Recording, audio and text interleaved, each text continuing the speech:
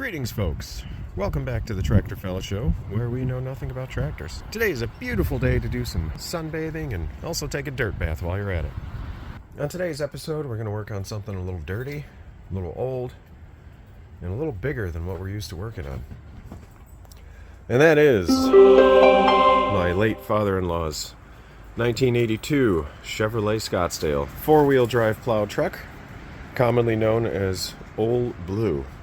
Now, Old Blue is a common name for pickups, but this Old Blue was named Old Blue before it became a popular thing to call your truck.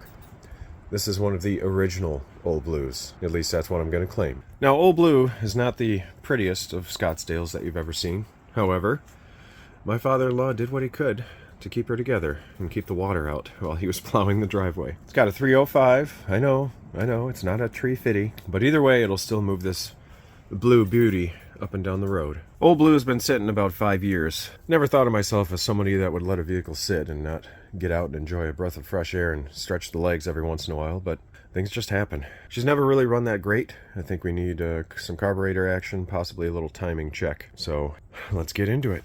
A lot of the popular revival people like to go through and give you a grand tour of the vehicle. I find that part to be the most boring part. So let's make it quick. Here's a door. It opens. Here's the interior. Look at that seat. The interior of this truck is a lot better than a lot of pickups that I've seen.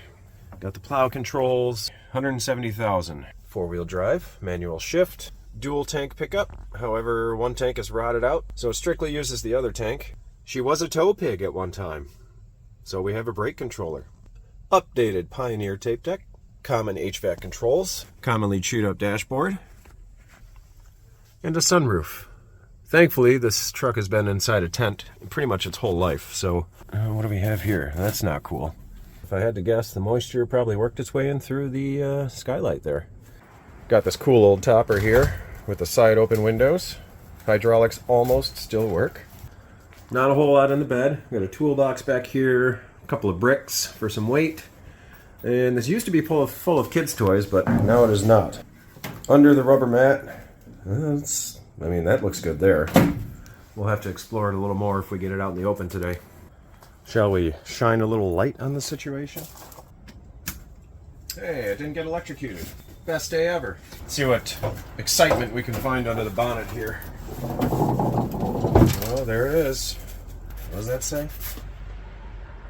Something flush. 7 of 96, 147,303 miles. Can you read that?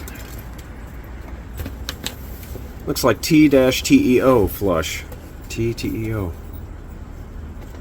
Yeah, I'm not sure on that one. Let me know if you can figure out what the heck that means. Looks like we have the controller for the hydraulics there. Brakes. They still have fluid. Got a dual battery setup. I've never understood why. Maybe someone can explain why they recommend running dual batteries in a plow truck. I don't know if it's just like an extra electrical buffer or what. Engine, like I said, I believe it's a 305. Washer fluid.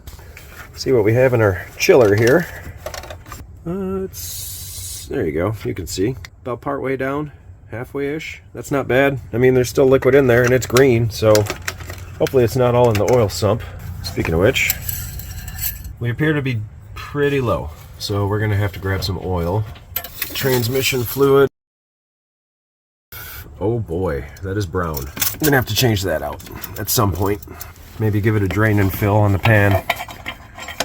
So the last time I tried to get this going, I did get it going poorly, but I lit the intake filter on fire and tried to burn down the entire area here. So had to grab the flaming element with my bare hands and go ahead and throw it out into the driveway.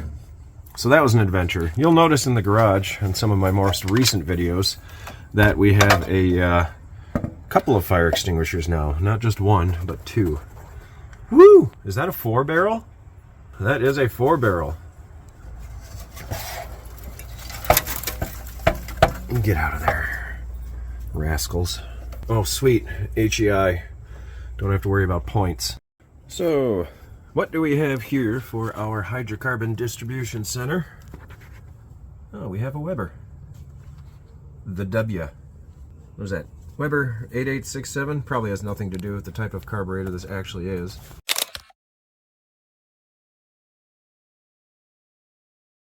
No idea if our accelerator pump is functioning. Probably because the bowls are empty.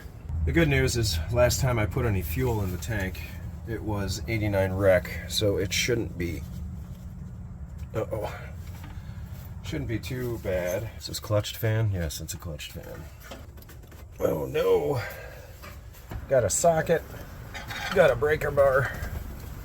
Let's see what we can do here. Oh yeah, she moves. Oh, we're not stuck. I'm just a wimp. Because it's good practice, I'm gonna go ahead and take all the plugs out. Not so bad. A little bit of carbon. That one's wet. I wonder if the intake valve is open and we just pumped a whole bunch of gas down there by tickling the carburetor. At least it's not water. Let's see what we get on this side. 1, 3. Oh yeah, good. We know that's number 5. 7. These look alright as well. A little carbony, like I said, but overall there's no rust, so that's good. I'm just going to do a quick PB blast in all of the cylinders for kicks. Another thing I'm doing is angling the straw upward so that I actually get to the top of the piston. 2, 4, 6, 8, 1, 3, 5, 7 are all lubed. Let's take a look at our battery situation, or lack of battery situation. So for batteries, 2 battery enter, 1 battery leave. We gotta figure out what is going where. Everything's black, there are no red wires. How surprising is that? We got coils of black wire, 1 black wire on a top post. Okay, the positive goes down to the starter. We've got a negative post here. Where does this positive lead go? Let's trace the loop-de-loop of wire. Oh, what do you know? It goes over here. So we're literally just running these in parallel together? Where's the ground go? Right up there. Therefore, I am going to take the second set of cables and remove them from the equation. And we're just going to put in 1 battery that I think might be good. So you remember when we had a discussion about this charger, that it liked to boil batteries? Well, check out my new, nicely acid-etched concrete. Way to be consistent charger. I guess I could give it a little credit. This battery came out of a car. This battery had 0 volts when I put it on the charger. Why put the effort in? Well, because it's still a 2020 battery. The other fantastic part is that most of these ridiculous connections are side post, and my battery is a top post. So maybe we can find a couple special ways to make some stuff happen. When in doubt, bring all of your sockets. Choo-choo.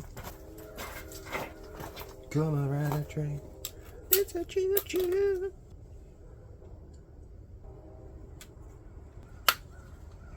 It's like holstering your weapon. Okay. Let's examine this cluster. Oh, good. Thought those were captured for some reason. They should be captured. So essentially, these are just extra. Am I undoing? What is going on here? All right. Core number 1. Yeah, I've got some wires on the backside, being used as the other part of the battery hold down. Ingenuitive, if I might say so myself. Ooh. That's a bit of a rough one, so we're going to go ahead and put it right back where it came from. Our boiled replacement, which actually fits right where it's supposed to go. Do the spark test. Nope, no sparks, no arcs. Also, probably because the battery is completely shot. Vice grips should be able to handle our battery post situation. This is called Poor Practices 101. And what you want to do as well is make sure you take your top post and you ground it out to the side of your vehicle. That way you heat up the chassis and electrons flow better. No, I'm joking. Don't do that. Love that neighbor's dog. 24/7 barking. Actually, I feel bad for that dog. He's just stuck in one spot all day. Anyway, not really my business, is it? quite convenient having this hold down actually fit.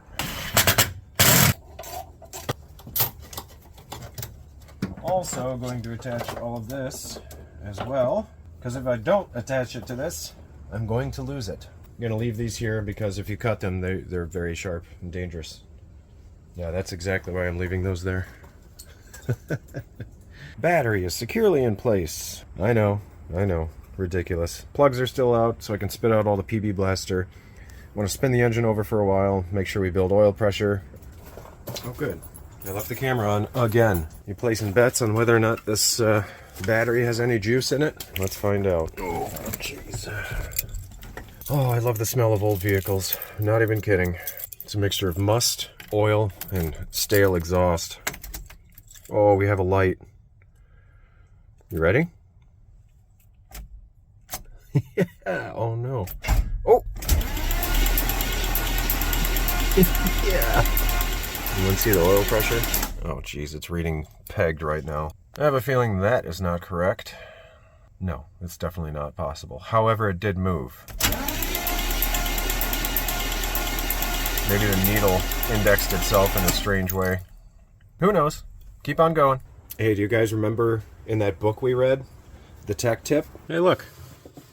Tech tips. 2-finger trick to help prevent over-tightening a spark plug when a torque wrench is not available. Because a lot of people use torque wrenches just to tighten down spark plugs. Simply use 2 fingers on the ratchet handle.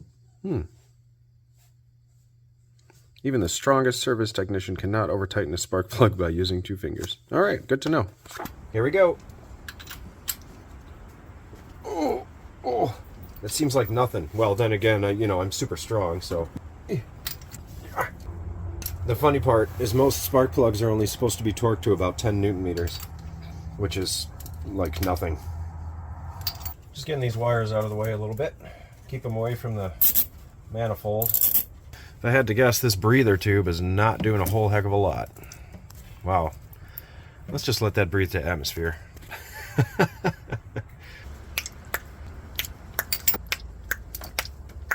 While we're here... Nada. Anybody home? No. Wow, not at all.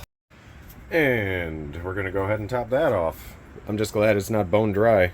Let's see, do we want .3 or perhaps .3? Maybe we want some .4 or maybe a little more .4. I don't know, but I'm thinking .3 today. FVP, power steering fluid. That's got to be like frickin' Victory Performance, right?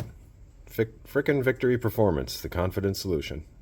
So the missus is gone right now, and when she was a little girl, she'd go plow snow with her dad, and this was the truck that they plowed snow in. So I'm hoping to kind of surprise her and have it sitting out in the driveway, and then maybe take a ride through the field with it when she gets home. Because, as I've mentioned, unfortunately, he is no longer with us. So I think that would be a pleasant surprise for her. As you can see, we do have new brake lines on here, regardless of the routing of them. So hopefully we don't have any leaks anywhere. So what I want to do now is crank it over and see if this battery will even crank it over with the spark plugs in. And go. Yep, that's what I thought. Anybody else out there notice that everyone seems to be on a diesel oil kick right now? Fill your cars with diesel oil because it has lots of good stuff in it. I get that, but most diesel oil is 15W40. And although you may get sweet oil pressure, do you really get the flow that you need? I don't know. I guess I stick to 1540 in my diesel pickup. This here is Valvoline Max Life 10W30. And we have super clean oil just above the add mark. That should be good enough to get us out of here, if we can get out of here. Took our .3 fluid. I took the top off of the oil for impact guns. Borrowed it for this application. I'm gonna fill up the floats.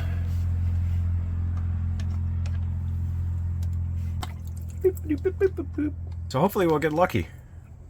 Or just make a giant fire. Got the jump pack. If any of you are wondering why I chose this jump pack, it's because of Project Farm. He did a review on a bunch of different jump packs. Okay, green light means it's ready. This one was a good bang for the buck. I'm not freaking out. You're freaking out. A few pumps for good measure. Cross your fingers.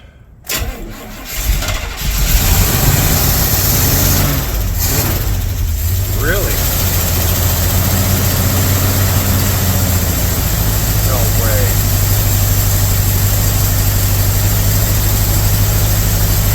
Got a misfire, that's for sure. Good idling. Yeah, definitely got a miss. Holy cow, you guys. What an angel. Got to get Virginia Slim 120 out of the way. Well, I filled up the bowls again. What I need to do is see if I can get the plow off the ground.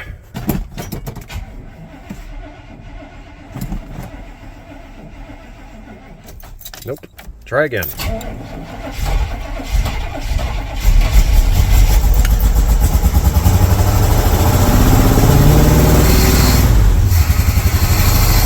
We're running on like half the engine.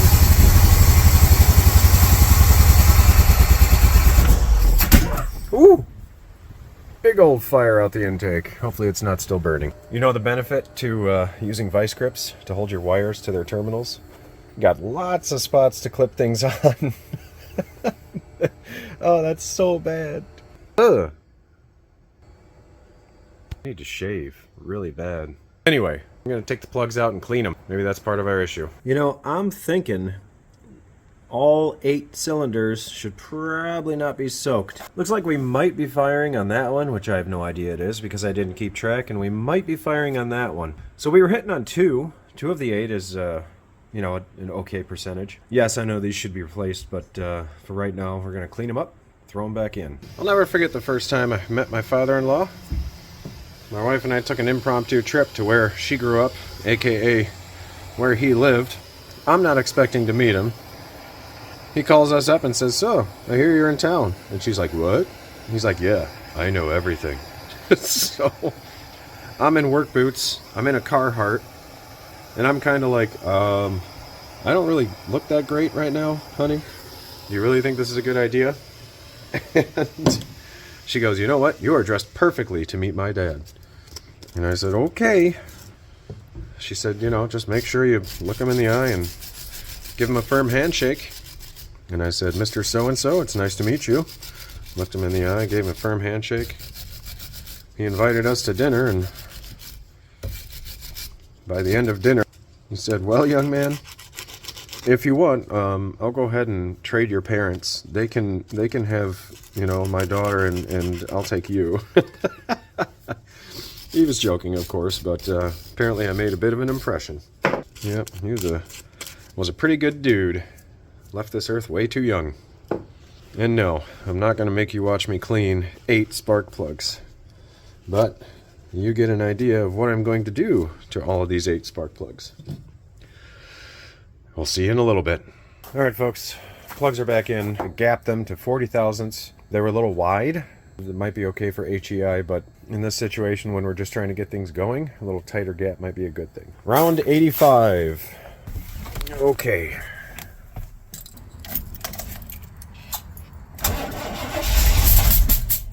Oh man, it's just spitting out the intake. Let's check the firing order.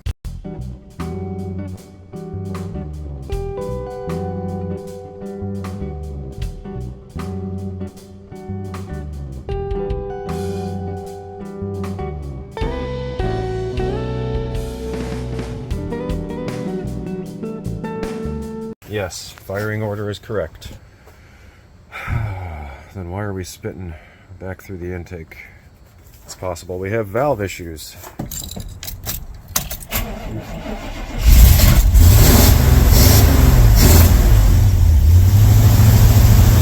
Okay, so now it wants to run. And it's running smooth. Very smooth. Oh yeah, we're firing on all 8. Maybe we had one grumpy cylinder? I don't know. I'm just going to pretend it didn't happen. Oil pressure. Oil pressure's good. Charging.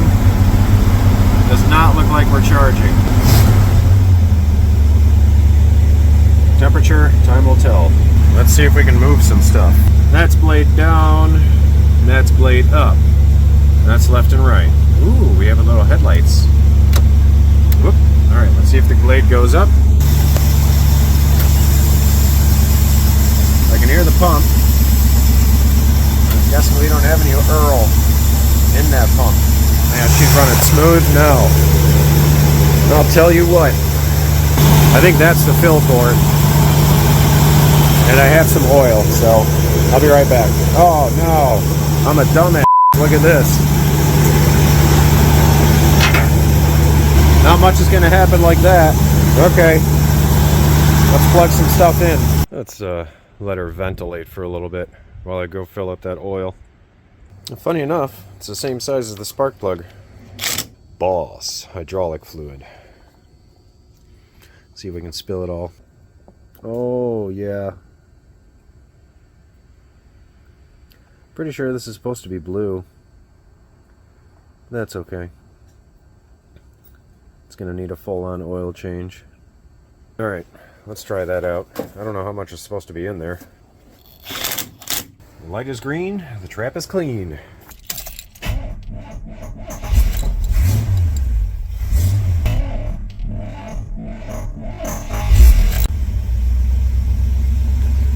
Let's see what happens. There we go. Well, we've got our wood stand there. Jack is on the axle, bringing this up off the ground.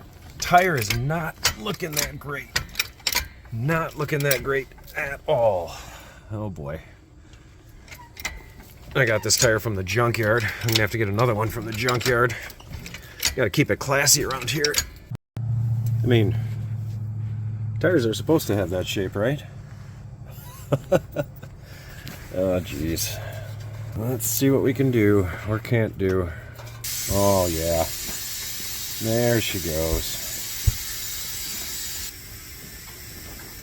Alright, with me sitting this close to it, I'm good with 25. I'd rather not have a tire explode in my face today. Oh, great. Does it still work? Oh man, that's good for it. Thanks, wind. Audio sync, 3, 2, 1, snippy, snippy, snap, snap. Pot a little app app. Hopefully, we are ready to go. Oh man, didn't even have to give it any gas. What a sweetheart. Now, it'll be interesting to see if we can squeeze this out of this little barn here. Plow up. Oh yeah.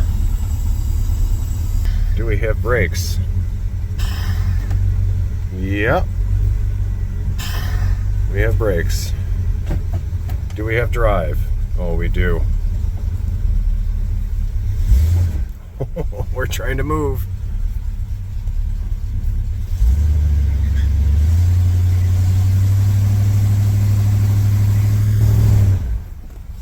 Oh yeah, we're getting out of here.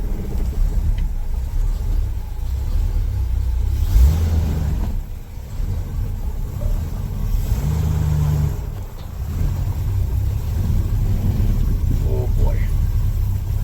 That's not great. Hold on. Pretty sure we're dragging the roof. Oh yeah, we are dragging the roof. I'm gonna have to lift all these up. That's gonna be for a different day.